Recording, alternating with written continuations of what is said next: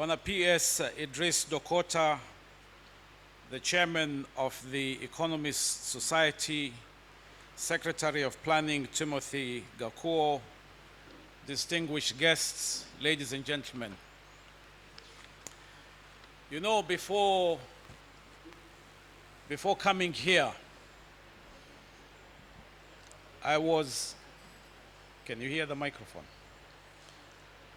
Before coming here, I was sitting in there in the hotel with the PS and a few economists from the Treasury, and they were discussing some very serious concepts: macroeconomic forecasting, economic models, budget policy statements, relevant data, saving investment gap. And I'm a guy who last week failed my econometrics test. And there was a photograph that I posted on my social media showing myself looking very miserable, you know, and I got a lot of sympathy. And now I'm wondering whether I should actually be standing here in front of all these economists. You know, sometimes it's better to keep quiet. People don't know how thick you are. When you start talking, now unajiuza mwenyewe.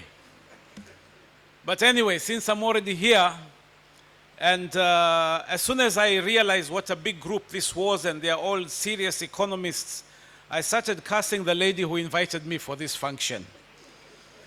But anyway, now I stand here wearing two different hats. Number one, I am a politician, and I am deeply concerned about the state of development or underdevelopment in our country.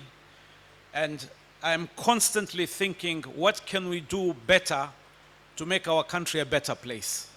That's one side. The other side, I'm an investor who believes investing in my own country, and I've put my money where my mouth is.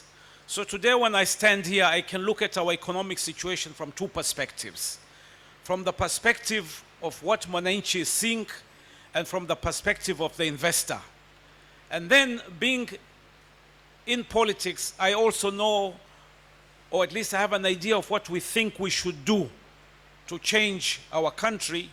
And the fact that we're gathering here today as economists, or rather you as economists, me as a Juakali guy, perhaps we can come up with some policy decisions and policy recommendations that will help change our country. Now, I know that all of you have heard this statement: Africa is one of the richest continents in the world. I'm sure you've heard that. But let's face facts. We are not the richest continent in the world. We are in fact one of the poorest continents in the world. And it is not because we don't have potential. There is enormous potential. But as you all remember in high school, there was always some guy there or some girl there who always said, has great potential to succeed. And then when you see them 40 years later, that potential was never realized. If we are not careful, Africa is going to be one of those students. A lot of potential and nothing achieved. And this is not to say that we are really a poor continent. We have enormous opportunities. But these opportunities have to be converted from opportunity to reality. Not to say there's opportunity. It does not help us if there's gold in the ground. It does not help us if that ground is extracted by foreigners for their benefit.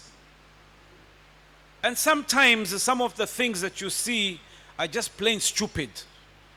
I mean, Kenya is Africa's third largest producer of coffee. The third largest. Kenya makes $265 million of coffee exports every year. 265 million.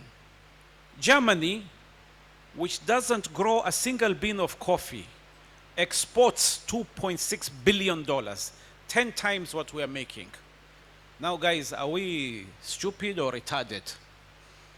Clearly there is something we're doing wrong. So we need to introspect and see what do we need to do. Now there are a lot of opportunities that are coming up, challenges and opportunities. We know the challenges of climate change. But 2 months ago, sitting in Dubai, the international economies committed 12.8 billion to Green Climate Fund. So our challenges are also our opportunities. How do we convert those? Then you see our presidents, from President Samia Suluhu, to President Museveni last week, to President William Ruto, saying that we need to come up with homegrown solutions.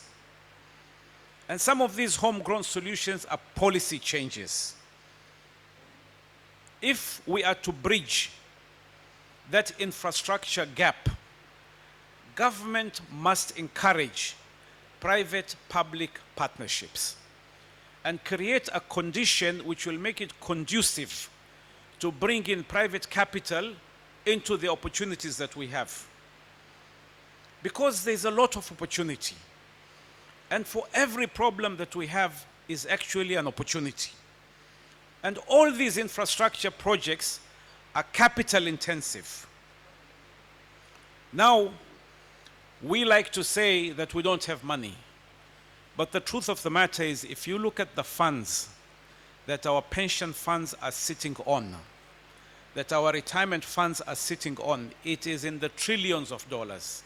If you look at the returns that these funds are making, there is a serious need to reevaluate how those funds are being managed. And the returns on infrastructure projects are actually quite attractive. So where is the challenge? As an investor, when you look at infrastructure projects, there are 3 levels of risk. 3 levels of risk. Number 1 is the development risk.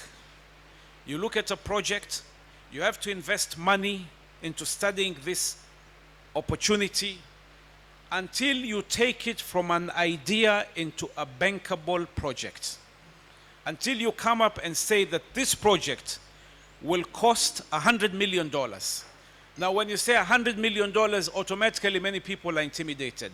But when you say, I need 20 million as equity and 80 million as debt, suddenly that 20 million becomes easily available. From where? From the pension funds, from the retirement funds. There is so much money earning very poor returns. But that development risk is what we lack in Africa. There are very few people who are prepared to risk putting in money to develop a project to the point where it becomes a bankable project. Once this project starts, now it becomes a development risk. Will this project be completed? Now, if you have invested in the right people, you've brought in the right companies, the right construction companies, the right technology partners, that development risk is actually diminished. The third part is where this project starts producing revenue, the production phase. Now, once a project becomes productive, everybody is willing to invest in it. So where is our challenge? Our challenge is that we need people to invest in that first phase, what I call the development risk. And we need to develop our own investment banks, which is different from a development bank, because a development bank will lend money to a project. An investment bank will take a risk into making sure that that project is studied. They put in the money for the studies, they put in the money for the tests, until they say, yes, this is now doable. There is no bank in Kenya today that is willing to invest in development risk. And that is why we have hundreds of opportunities that remain as opportunities and never see the light of day. So, in the East African Assembly, I have been urging for the development of an East African investment bank. We have a development bank, but I'm asking for East African Investment Bank that will invest in that dangerous and slightly more risky development stage of infrastructure projects. And I think we need one in Kenya as well. So we need to see where the challenges are. First, the PPP policy. That policy needs to be refined. We need to remove the impediments and make it investor-friendly. Number two, there is still a reluctance on the part of our politicians to let go of some public goods. For example, and I'll give you a live example. Government has come up with a policy that we need to use the lands that we have to do affordable housing on them. I have done a project here in Buxton. 500 families were living there, 2,000 families will live there. So my thinking is that if this land benefited 500 families, and now it will benefit 2,000 families, it has served the greater good. But there's a lot of siyasa. And we need to find a way not to sabotage every single project that comes along politically, but to recognize that any great venture will always have challenges. And our challenges, your challenges as economists, is to identify these problems and come up with solutions. Not to identify problems and keep singing about those problems. You're not solving anybody's problem. We have reached a point where, to some extent, the political establishment is even hostile to investors. And investors begin to feel like they're a hunted species. This has to change. If we are to convert opportunity into reality, we need to look at the challenges and say, yes, there are challenges. How do we solve them? I keep telling my friends, if you're on the road to Cannon and you see a stone on the path, you have only 3 solutions. 1 is to get out and remove the stone.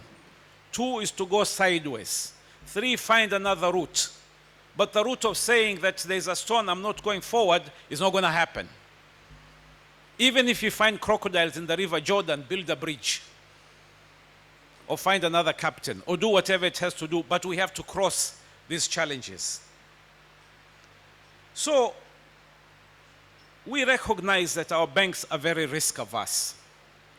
And I'll come back again to the Buxton project. When we started that project, not one bank, I'm repeating again, not one bank in Kenya was willing to finance that project. Today, because it is successful, every single bank is knocking on our doors. That is the message. The message is that we need to find a way to bridge that development risk so that we take these ideas into opportunities and convert them into viable, bankable projects. So I want to conclude this. I don't believe that there's a shortage of projects. I don't believe that there's a shortage of ideas.